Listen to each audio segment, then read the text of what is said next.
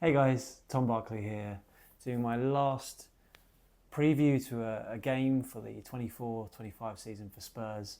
Or let's be honest, we're not really focusing too much on the game, really, are we? It's all about Ange, reaction to that amazing parade, what happens next, whether he stays. Is this going to be his last game? It seems hard to fathom that it could be, having witnessed the depth of feeling, love and appreciation for him at that parade after pulling off the Europa League title, if Daniel Levy really can change managers.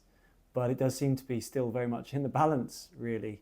And that's not just from what people like myself are hearing. Just listen to what Ange said at his press conference. Very much seems like it could still happen, but let's see. So let's go through his press conference. I thought there were loads of interesting bits in it. I wasn't actually at it today. I was off, but I've gone through. I've seen all the words from it, and I thought I'd do a video on it just because, this could be his last presser. It might, it seems again hard to imagine that it would be, but it could be, and it was full of peak Ange gold dust. Honestly, from a journalist point of view, he's brilliant. I know that fans love the way he speaks. It's just you're not really, for the most part. It's just when the results are going so badly as they are they have been in the league, it's not really enough, is it? But when it is going well, I mean, like it has been with obviously the European adventure this season, couldn't have gone any better. They must be lapping up and just loving it and loving having a manager who speaks as well as Ange does.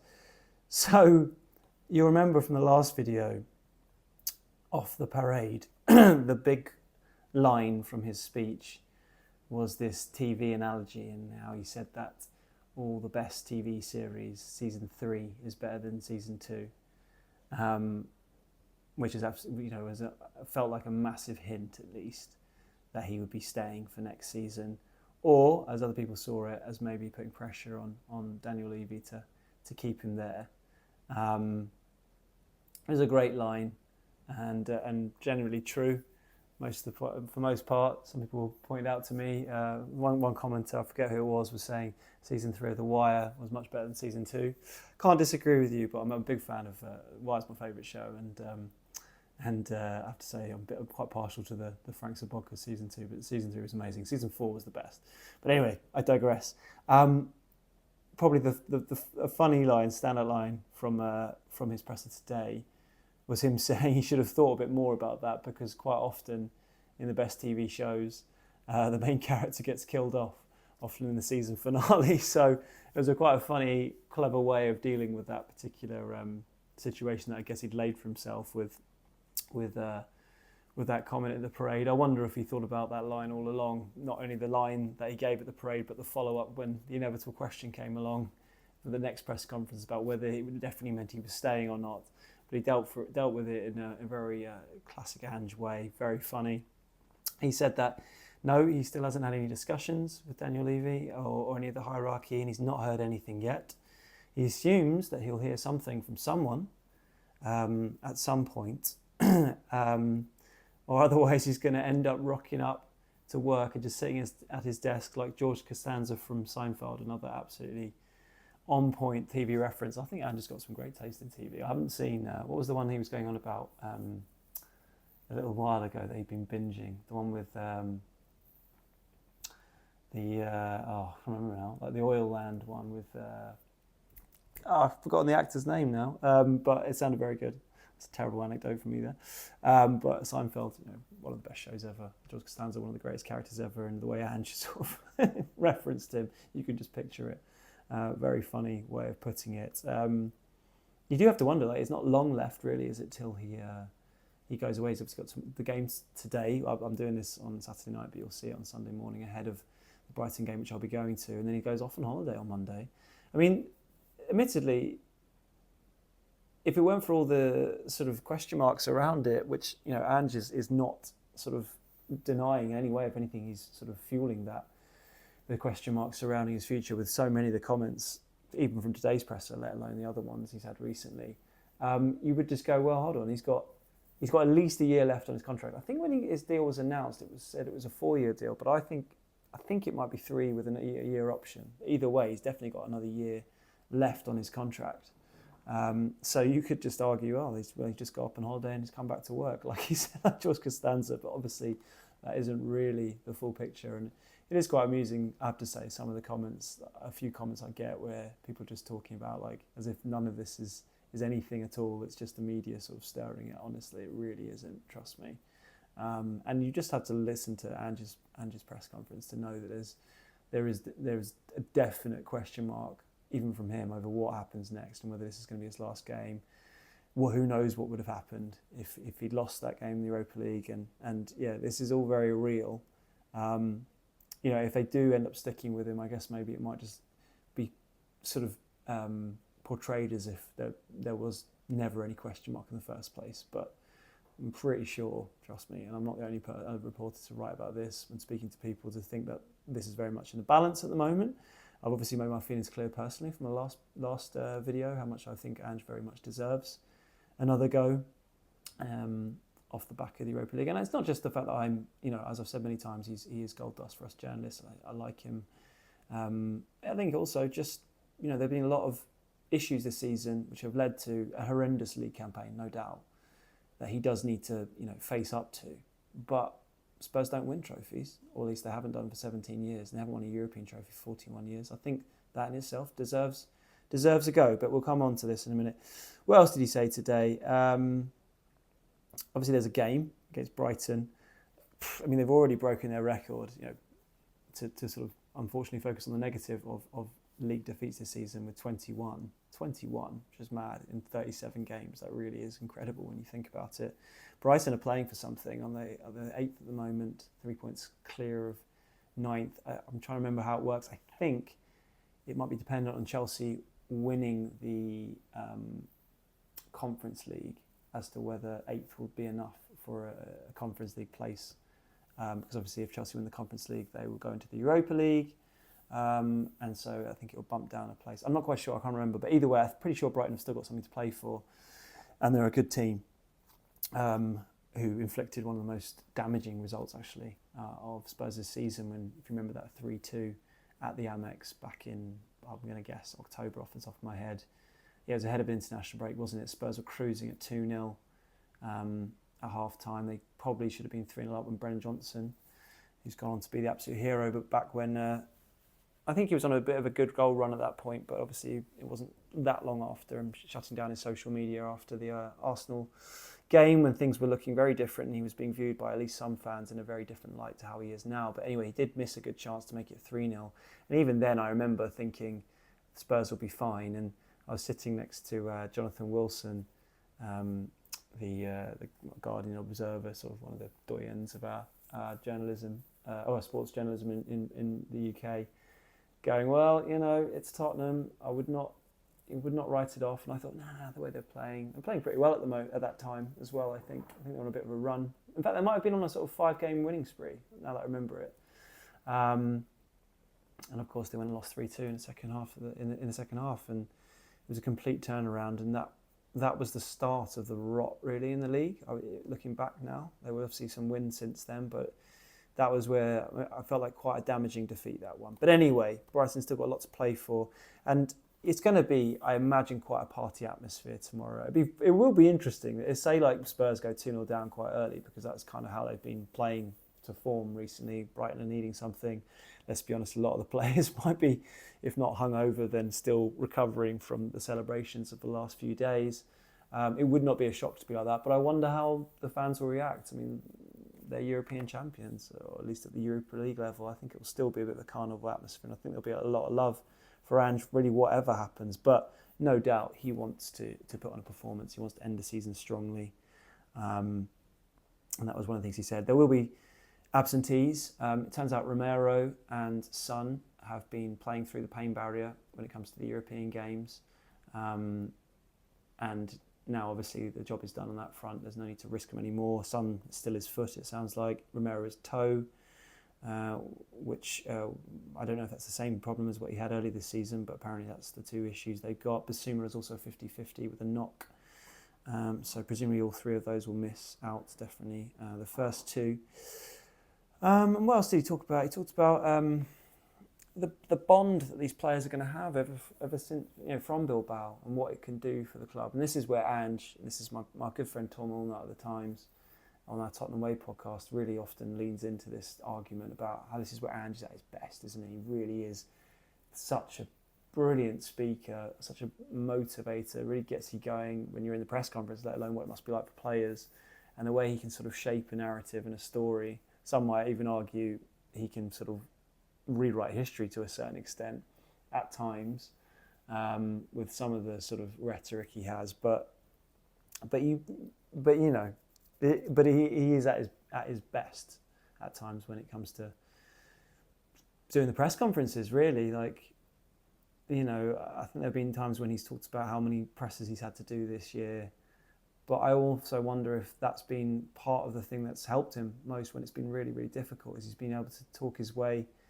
out of a difficult situation. That's where probably, fans who've been anti-Ange have probably suggested that us in the media, and people like me in particular, I guess, have been too soft on him from being sort of won over after a bad defeat, with the way he can sort of talk his way out of a situation and make you think, I get those points of view. But obviously now we're talking about just sort of talking up the possibilities going forward after being off the back of becoming a European champion. So it's a lot less of a and trying to pull the wool over people's eyes sort of talk. It's more, wow, let's listen to what he's got to say and what really could happen from here. And he talks about how the players are just going to want another Bilbao. They're going to want another moment like that. Once you get a taste for it offensively, you want more. And you can well believe that. He was also asked, this is in the broadcast section, about Matisse Tell. I remember speaking a few presses ago, particularly when Ange's future looked really, really in doubt, as it still does now. It was almost felt like kind of pointless asking him about contracts and transfers from the future, because we didn't know if he'd be staying. Still the same to this point. And his answer about Tell, whether this, tomorrow will be, or today rather, if you're watching it today, will be his last game, sort of spoke to the question marks over it, where he said those discussions need to be had over whether they going to sign Tell or not, but I need to be invited to them. I can't just gate crush them. Again, a sort of reference to how, whether he's being even sort of included in the sort of long-term strategy and planning going forward, at least a joke about it anyway. My understanding is that deal is there to be had for Spurs. I think for the tune of about £45 million. I think they spent about 10 million in a loan fee. It was a massive loan fee, but they can buy him for about 45 million, it seems. And that deal is sort of there to be done, as long as they sort of activate it. And it's really in their ballpark, I suppose, to make it happen. It's just whether they think they should. Maybe they try and renegotiate a different fee potentially off the back of Tell having mixed time. I'd say it's been a hard time for him. He's been thrown in as a 19-year-old who hasn't played regularly of late, particularly at centre forward in those early days when Solanke was injured, and being relied upon in the Premier League when he's sort of not really had the chance to get up to speed. He's had some moments, I guess, in the last month or so where he's shown flashes of being quite good, but then Richarlison sort of come back and really taken the mantle down the left-hand side. There is a big question mark to be had about Matisse Tell, and maybe I'll do a video on him going forward. Not so much in that he's not a good player and clearly a prospect, but for 45 million, that's a big chunk. That's a lot of money out of Spurs' summer budget, and it's whether it's classic economics, opportunity cost. What could you buy instead? What could you spend your money on instead? But there is a question mark there. Ange said, he feels like he's been a really important contributor to the season. He talked about what I was just saying there about being sort of throwing him in at the deep end, and how he sort of had to deal with that. And again, he says those discussions had to be done post-season. He said the parade really sort of reaffirmed to him what he already knew, how big a club Spurs is, but just being there and looking down and seeing just how many fans from all over the world, that this sort of sheer volume of numbers really made him sort of once again realise what a big club Tottenham is, how much of a reach it has, how much impact he's had now having won it.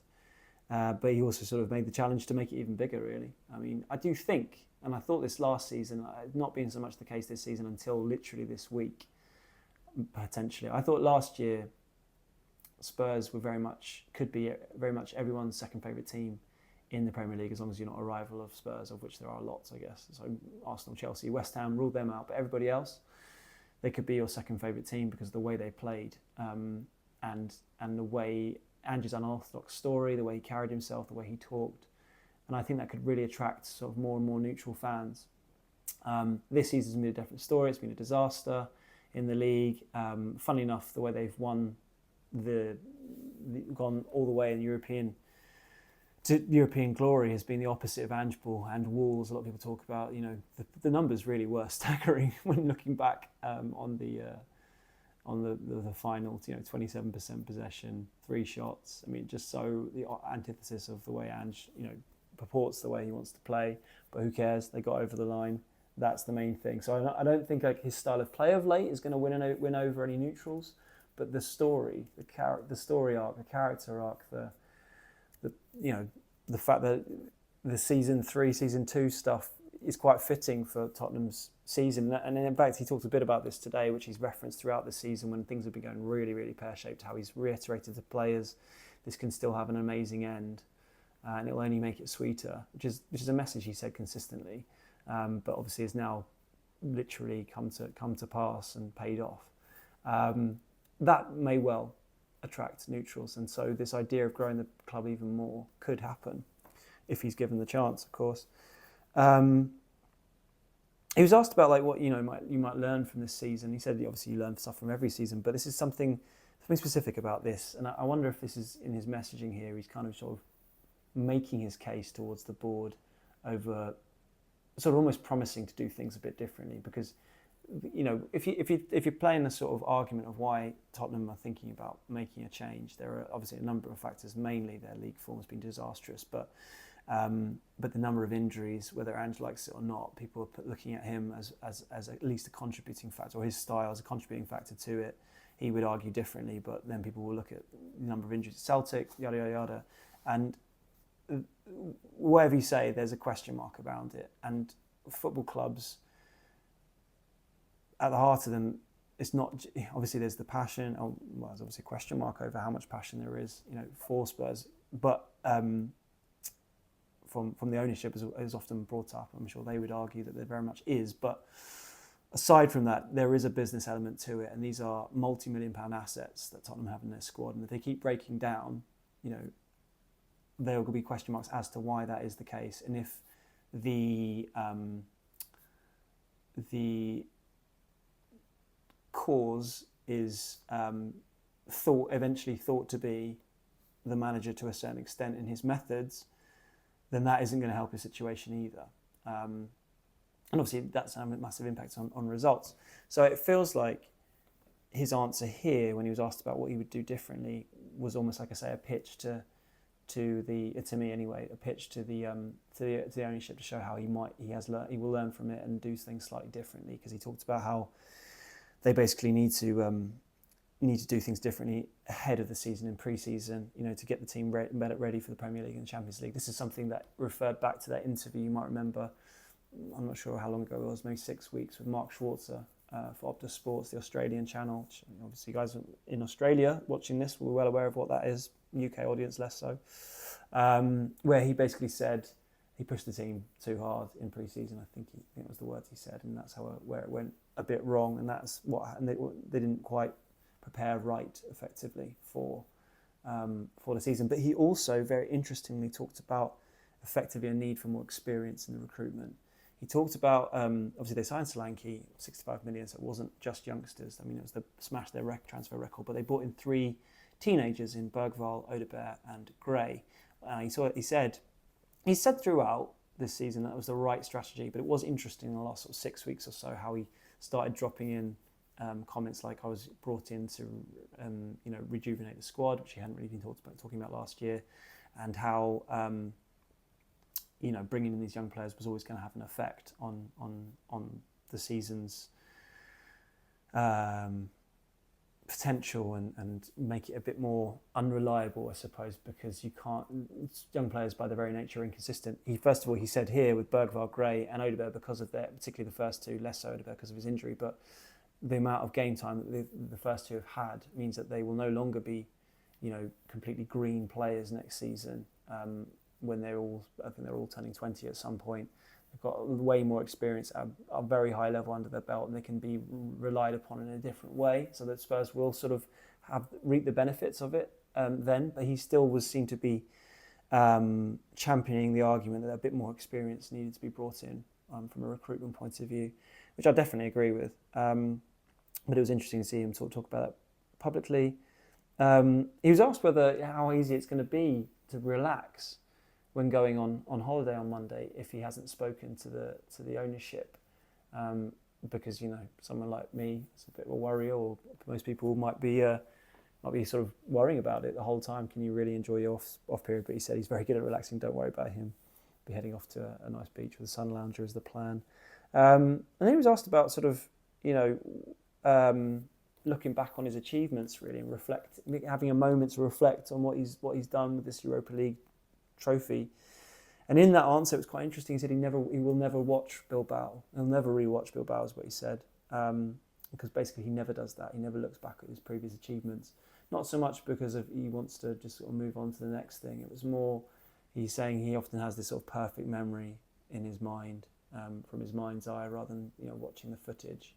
And if he were to rewatch it, he would just sort of pick holes in it, and that perfect memory would be kind of blemished, I suppose. So you can sort of understand that. So that was pretty much it from the press conference, both the embargoed section and the live section. Loads of stuff in there. Just wanted to sort of finish off really before I do the likely lineup, which is going to be pretty hard to call. And does anyone really care at this point? I don't know. That to reiterate, it's still in the balance. I still think he doesn't know whether this is going to be his last game or not. But really, can it not be? Can it really be the case? Could Daniel Levy really sack him after that? Because I don't know about you, I've got a lot of Tottenham friends, including a couple that are very close. I won't name them because I don't know if they want to be named, but who are season ticket holders, who are in Bilbao and go home and away. And one of them in particular has been quite anti-Ange, I suppose, throughout the season, with the results being the way they have, but has massively changed as a result of him delivering the title in the Europa League. And it feels like that's not a criticism at all. It's totally understandable, to be honest, having that kind of shift in mentality. And it feels like that's been replicated across a lot of fans throughout the Spurs fan base. And the idea now that if Ange were to be sacked off the back of that, particularly if he was replaced by, with respect to a Marco Silva, I think is a very good manager in his own right, but maybe a manager who's never won anything or won any major trophies, to then make that kind of switch, I think that wouldn't go down particularly well. You wouldn't think. If anything, one of my friends said that would cause outrage. And given that Daniel Levy's has actually got the highest approval ratings by most of the fan base, to put it mildly, although it is interesting to see if things might change now they've won a European trophy, seeing as the main criticism has been the lack of trophies. It's not saying all is forgiven, I suppose, but it'll be interesting to see if things start to change on that front with him. But if he were to make that change, if it was a massively unpopular one as a result, what the backlash would be like, which is amazing, really, given the depth of feeling for wanting rid of Ange not that long ago. Let me know your thoughts and what you think. I mean, I'm aware on this channel how many sort of pro-Ange supporters there are generally. I've got a lot, as I said before, got a big Aussie fan base is the wrong word, but Aussie subscribers, followers on here. So obviously, their primary interest, is Postecoglou. I do wonder, if he were to leave, are you all going to leave me as well? Just going to see the numbers completely plummet. Understandable if so, but like I say, it is generally quite pro, but there are still people on here who have been quite critical of Ange and wanted him out really for a lot of the season, and still feel that way despite the Europa League success. So I'll be intrigued to see if anything's changed on that front. Let me know your thoughts, what you thought of Ange's presser. Let me know. Let's just wrap it up then with a likely lineup against a Brighton team who will be without João Pedro, interestingly. I don't know if you saw this news. Excellent player that he is, had some sort of bust up with another good young player for them. I read Jean-Paul Van Heck in training. Pedro's being left out of the team, and apparently, according to Fabrizio Romano, I'm not sure if this is definitely the case, but probably, I mean, perhaps pretty on it. That he can move on for sort of 70 million euros, which is about 60 million pounds, I think, off the top of my head, which would be an interesting sign. I mean, he's a good player. I wonder if Spurs might be interested in him. He's a fantastic player. So if they needed a striker. Anyway, transfers we'll talk about another time. I can try and find a bit more about what's going on. I think a big part of it needs, just briefly on transfers, it does feel like what's going on with the manager is crucial to it. That's a big part of what needs to be confirmed for any player who's looking to come here. So that's another reason why Postecoglou's future needs to be resolved one way or another. Anyway, let's talk about the team. I mean, you could throwing darts at the wall to a certain extent here. I mean, I've gone for Vicario, but it could be Kinski. It depends on how many people are in a good sort of space, good headspace going into this game. Presumably Spence plays. I was thinking Danzo, Romero's definitely out. Maybe Van der Ven. You definitely think Ben Davies would feature. I'm still not quite sure about Davies. There was led to believe that he was going to have his contract triggered by another year, but it's never been announced. Maybe they just weren't going to announce it. They might just announce it was sunny because it is sunny. Might try and get to the bottom of that tomorrow to check that's definitely the case. But you imagine he would feature at some point.